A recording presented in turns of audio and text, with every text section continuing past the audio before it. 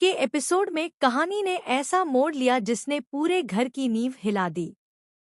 सुबह का माहौल बिल्कुल शांत था, लेकिन किसी को अंदाजा नहीं था कि इस शांति के पीछे एक बहुत बड़ा तूफान छिपा बैठा है। सूरज हमेशा की तरह आंगन में घूम रहा था। उसके मन में पहले से ही कई सवाल चल रहे थे, क्योंकि पिछले कुछ दिनों से उसे ताई माँ और ताऊजी के व्यवहार में कुछ अजीब महसूस हो रहा था। दोनों अक्सर अकेले में बातें करते दिखाई देते थे और जैसे ही कोई पास आता, अचानक चुप हो जाते। सूरज ने कई बार इस बात को नजरअंदाज करने की कोशिश की, लेकिन उसके दिल में शक लगातार बढ़ता जा रहा था। उस दिन घर के बाकी लोग मंदिर गए हुए थे। पूरा घर लगभग खाली था। तभी सूरज को ऊपर वाले कमरे से धीमी आवाजें सुनाई दी। पहले तो उसने सोचा कि शायद उसका वहम हो, लेकिन आवाजें लगातार आ रही थी। उसके कदम धीरे धीरे उस कमरे की तरफ बढ़ने लगे।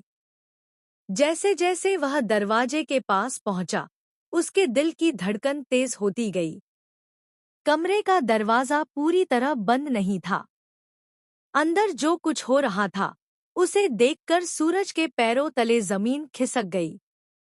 ताई माँ ताऊजी के बहुत करीब खड़ी थी और दोनों किसी गहरी बात में डूबे हुए थे। उनके चेहरे पर डर और बेचैनी साफ दिखाई दे रही थी। सूरज कुछ पल के लिए वहीं जम गया। उसे समझ ही नहीं आया कि आखिर वह क्या देख रहा है। उसके मन में एक साथ हजारों सवाल उठने लगे। ताई माँ, जिन्हें वह हमेशा इस घर की इज्जत और संस्कारों की मिसाल मानता था, आखिर ताऊजी के साथ इस तरह छुप छुप कर क्या कर रही थीं? तभी अचानक ताई माँ की नज़र दरवाजे पर खड़े सूरज पर पड़ी। उनके चेहरे का रंग उड़ गया। ताऊजी भी घबरा गए और तुरंत पीछे हट गए। कमरे में कुछ पल के लिए ऐसा सन्नाटा छा गया जैसे समय रुक गया हो। सूरज की आंखों में गुस्सा और हैरानी साफ दिखाई दे रही थी। उसने कांपती आवाज में पूछा, ये सब क्या है? लेकिन ताई माँ के पास कोई जवाब नहीं था। वह बार बार सिर्फ यही कहती रही कि बात वैसी नहीं है जैसी दिखाई दे रही है। मगर सूरज अब किसी सफाई को सुनने के मूड में नहीं था।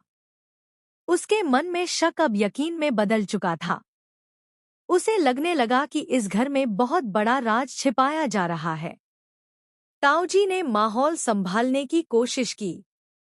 उन्होंने सूरज को समझाना चाहा कि वह गलत सोच रहा है, लेकिन सूरज का गुस्सा लगातार बढ़ता जा रहा था। उसने पहली बार अपने